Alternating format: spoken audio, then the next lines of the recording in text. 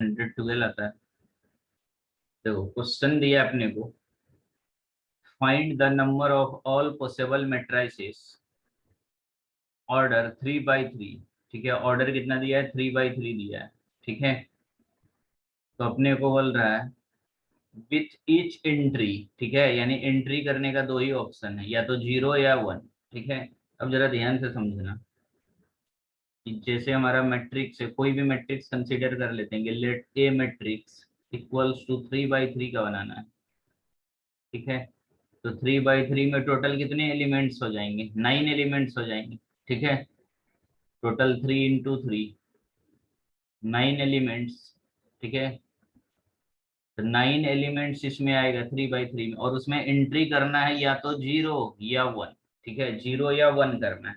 तो ठीक है, तो टोटल पूछ रहा है कि नंबर ऑफ पॉसिबल कितना हो जाएगा, तो हमारा हो जाएगा total number of possible equals to 2 पे पावर 9। ठीक है, इसको सॉल्व करेगा कितना आता है,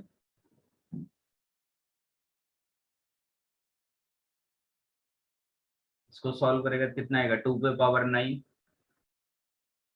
ठीक है, यही आ जाएगा आंसर, इसको सिंप्लीफाई करना। ठीक है, टोटल नंबर ऑफ पॉसिबल कितना हो जाएगा, 2 पे पावर 9 हो जाएगा। समझ गया। हाँ सर। हाँ सर। ठीक है, नेक्स्ट क्वेश्चन लिखना।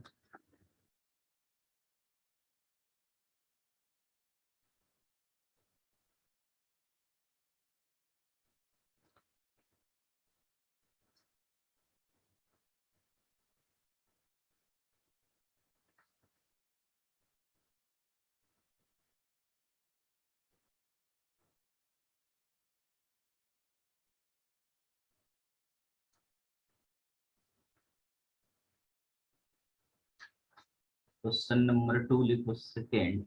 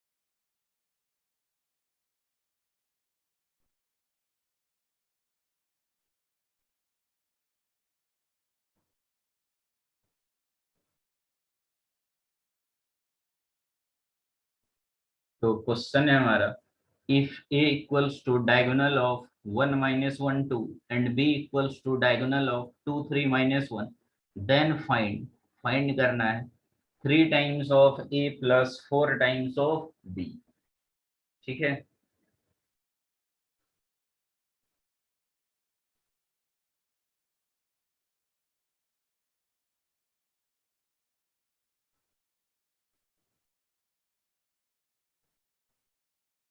देखो सिंपल कॉन्सेप्ट है। ठीक है, मैट्रिक्स लिखा रहेगा या डायगोनल लिखा रहा, ठीक है, उससे कोई फर्क नहीं पड़ता, कंफ्यूज मत होना। सॉल्व करने का प्रोसीजर है किसी भी मैट्रिक्स का डायगोनल हो या फिर सीधा सीधा मैट्रिक्स लिखा हो। ठीक है, एडिशन का रूल एज इट इज है, जैसे सिंपल अलजेब्रा है। ठीक है, एडिशन करने के लिए बताया था कि मैट्रिसेस का एडिशन कैसे होता है, ऐड कैसे करते हैं।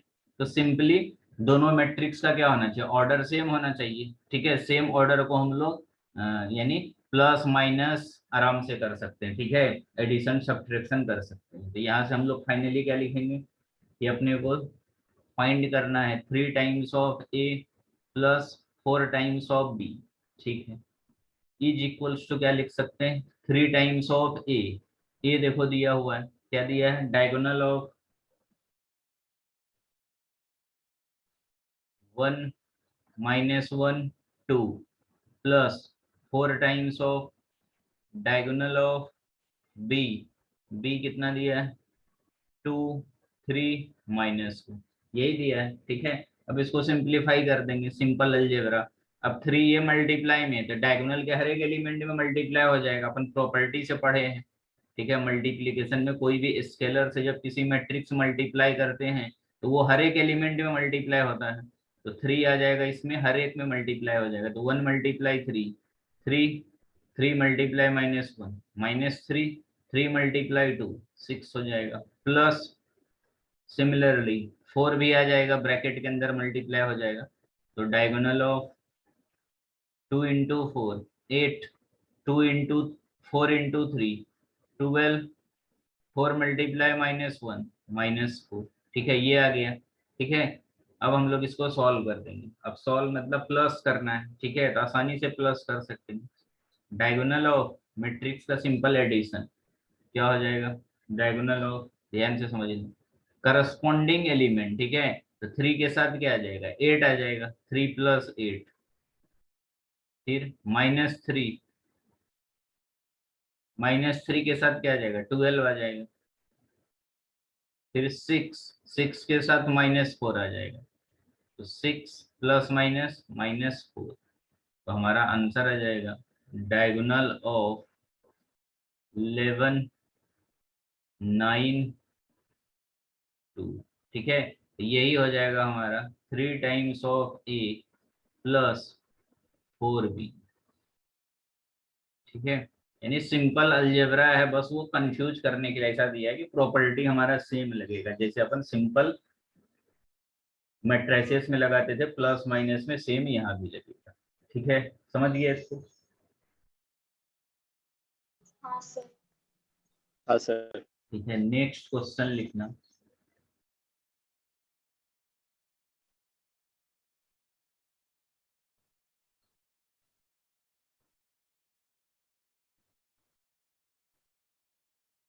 लिख के होगा तो बताना मेरे को। लिख लिया सर। देखो अब थोड़ा सा ना प्रॉपर्टी ध्यान में रखना इसका, डायगोनल मैट्रिक्स का प्रॉपर्टी क्या होता है, नोट करके लिखो।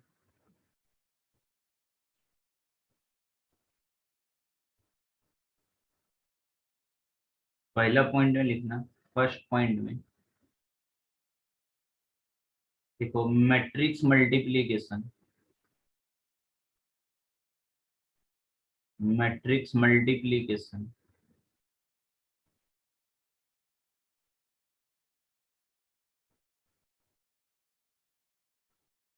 A/A, ठीक है। जब भी कोई दो मैट्रिक्स को मल्टीप्लाई करते हैं, इज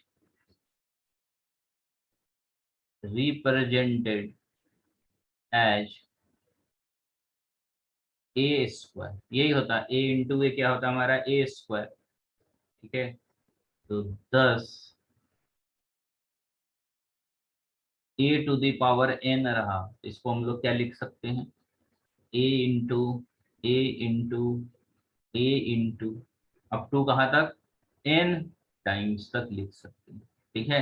और जैसे A² को हम लोग लिखते हैं A × A, वैसा ही A⁴ को कहाँ तक लिख सकते हैं, A से लेके n टाइम्स तक, यानी n times of A multiply में आएगा, ठीक है।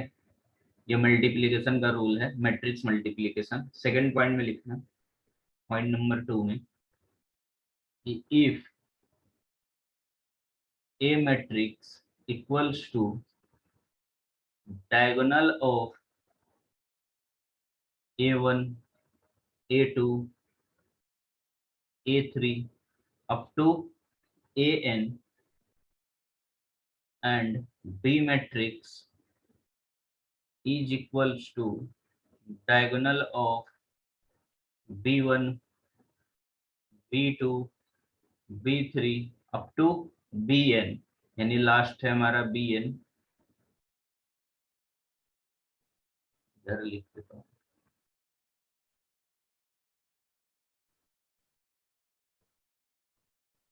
and B matrix is equals to diagonal of B1, B2, B3 up to Bn, thus An sorry, B equals to diagonal of BN, then product करना है अपने को, then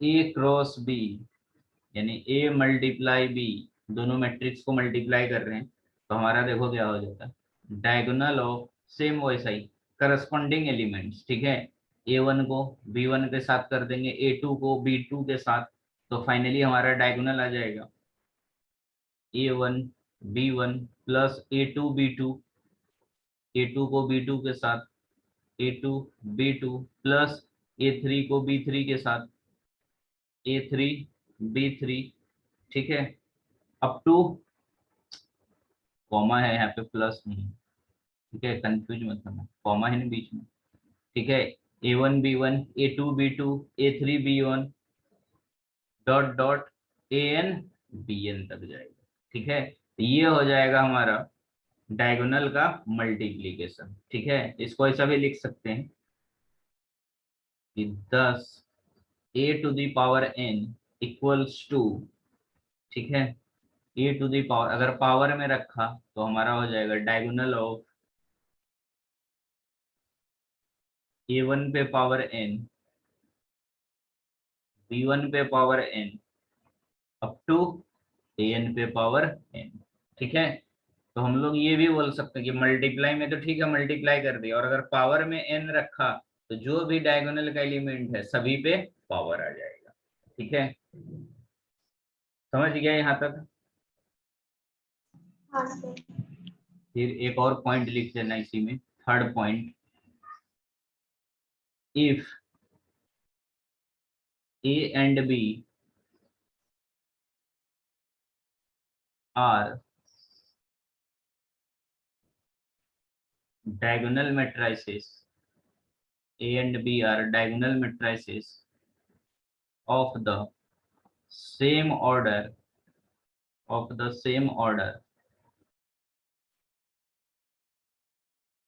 then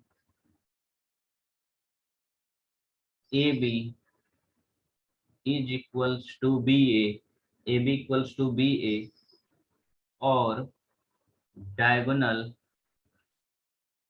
matrices are commutative,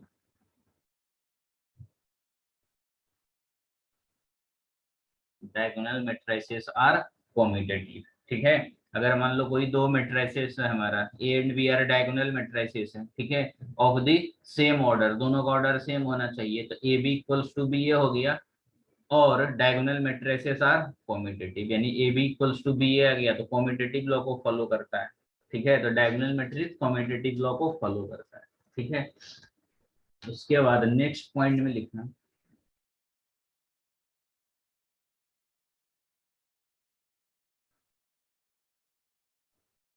बाकी तो थ्योरी ऑलरेडी अपन कर चुके हैं, ठीक है, और एक बताया था मैंने, काफी इंपॉर्टेंट प्रॉपर्टी होता है कि अगर मान लो कोई के स्केलर है हमारा, ठीक है, और हमारा डिटर्मिनेंट ऑफ के ए, डिटर्मिनेंट में पढ़ाया था, तो के हमारा बाहर आ जाता है, ठीक है, कितने पावर पे, तो जितना डिटर्मिनेंट का पावर है उतना पावर बाहर आ जाता है, मान लो ये determinant n by n order का है, ठीक है, n बाय n ऑर्डर का है, तो k to the power n आ जाएगा डिटर्मिनेंट ऑफ ये, ठीक है, ये काफी इंपॉर्टेंट प्रॉपर्टी है, ध्यान में, ठीक है, ए के कोई स्केलर है, के इज अ स्केलर क्वांटिटी, ठीक है, के इज एनी स्केलर क्वांटिटी 1 2 3 4 5 कुछ भी हो सकता है, और ए हमारा मैट्रिसेस है मान लो 3 by 3 का, तो इसमें के को जब बाहर निकालोगे तो जो पावर मैट्रिसेस का है वही पावर आ जाएगा के पे, ठीक है, और उसका डिटर्मिनेंट आ जाएगा जो भी मैट्रिक्स है, ठीक है, नेक्स्ट पॉइंट में लिखना, फिफ्थ पॉइंट में कुछ कुछ प्रॉपर्टी दोनों में सिमिलर है क्योंकि दोनों चैप्टर एक्चुअली कंबाइंड करके एक ही इसमें पढ़ाते हैं, इसमें नेक्स्ट पॉइंट लिखना, ट्रेस, ये काफी इंपॉर्टेंट कॉन्सेप्ट है, जेई मेंस में बहुत बार पूछ चुका है, इसके trace of matrix, trace of matrix क्या होता है, ध्यान से समझो, ट्रेस ऑफ मैट्रिक्स को हम लोग सिंपली बोल सकते हैं the sum the sum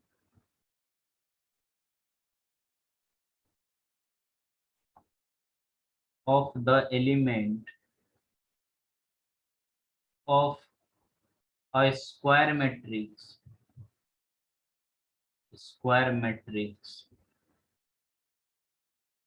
A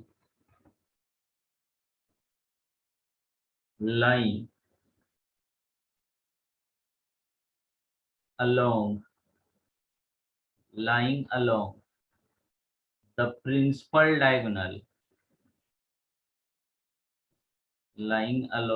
principal diagonal each called the trace of A, that is trace को हम लोग रिप्रेजेंट करते टी आर ऑफ ए। कहीं भी क्वेश्चन में ऐसा लिखा रहा टी आर ऑफ ए मतलब ट्रेस ऑफ ए बोल रहा वो, ठीक है, that is trace of A. तो फाइनली हम लोग बोल सकते हैं कि trace of A is equals to summation of A i equals to 1 से n equals to A11 plus A22 up to AN, ठीक है। इसको बोलते हैं हम लोग ट्रेस ऑफ अ मैट्रिक्स, ठीक है। तो ट्रेस ऑफ मैट्रिक्स का डिफिनेशन क्या बोलता है कि द सम ऑफ, ध्यान से समझना, the sum of elements of square matrix A lying along principal diagonal, ठीक है, is called trace of A, ठीक है। और ट्रेस ऑफ ए को रिप्रेजेंट करेंगे T R of A, T R मतलब ट्रेस ऑफ ए, ठीक है। अब जैसे फॉर एग्जांपल से समझना, जैसे मान लो एक मैट्रिक्स ए दिया, कोई भी दिया है 2 5 6 6 -1 3 7 5 4, ठीक है। बोलेगा इसका ट्रेस निकालो, ठीक है, ये मैट्रिक्स का ट्रेस निकालो। तो सॉल्यूशन में लिखेंगे T R of A, trace of A क्या पढ़ा है कि सम ऑफ प्रिंसिपल डायगोनल, ठीक है, या लीडिंग डायगोनल, एक ही बात है, ठीक है। जो भी लीडिंग डायगोनल है उसका समेशन को ही हम लोग ट्रेस बोलते हैं, ठीक है। तो लीडिंग डायगोनल में क्या क्या एलिमेंट है 2 +-1 +4, तो 4 + 2 6 -1 यानी 5। तो ये मैट्रिक्स का ट्रेस कितना हो जाएगा 5 हो जाएगा, ठीक है। इसको हम लोग ऐसा भी लिख सकते हैं trace of A summation of I मतलब समझ रहा है क्या, सेम सेम। ये आई मतलब डायगोनल का रिप्रेजेंट है, डायगोनल एलिमेंट का, यानी जैसे 1 रखा आई का वैल्यू तो 1 1, तो 2 आ जाएगा, 2 रखा तो A22 -1 आ जाएगा, 3 रखा तो A33 4 आ जाएगा, ठीक है। तो diagonal of, sorry, sum of principal diagonal elements is called trace of E, ठीक है। तो सभी प्रिंसिपल डायगोनल एलिमेंट के समेशन को ही हम लोग क्या बोलते हैं ट्रेस ऑफ ई। समझा इसको? हाँ सर। नेक्स्ट देखो, हाँ नेक्स्ट सर। प्रॉपर्टी लिखना हमारा, देखो properties of trace of matrix, ठीक है। जितना प्रॉपर्टी होगा 6 5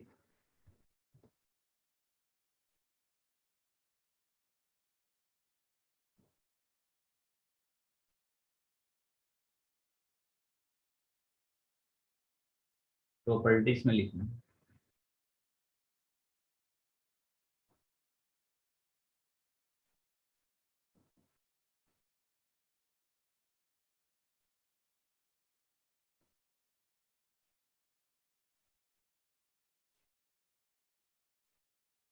देखो ट्रेस का भी प्रॉपर्टी में सिमिलर अलजेब्रा के जैसा है, ठीक है। पहला प्रॉपर्टी, फर्स्ट प्रॉपर्टी हमारा कंसिडर कर लो कि let A matrix equals to A of I J,